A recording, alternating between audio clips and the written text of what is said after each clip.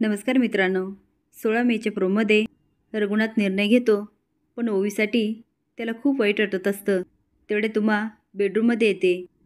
तर उमा ओवीला किती वाईट वाटलं असेल आणि तिने आपल्यावर केवढे उपकार केले, पण मी तिच्यासाठी काहीच करू शकत नाही, कारण तिला लाली सून करून घ्यायला तयारच नाही आहे.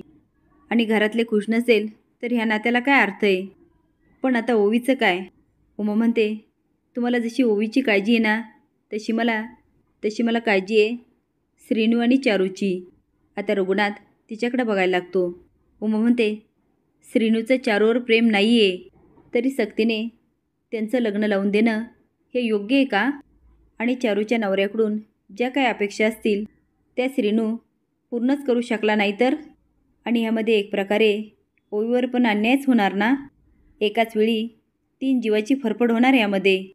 आणि ह्यामध्ये तुमचा एक निर्णय कारणीभूत ठरू नये एवढंच मला वाटतं. आता मात्र रघुनाथचे डोळे उघडतात. असेच नवीन अपडेट जाण्यासाठी लाईक आणि सबस्क्राईब करा. धन्यवाद.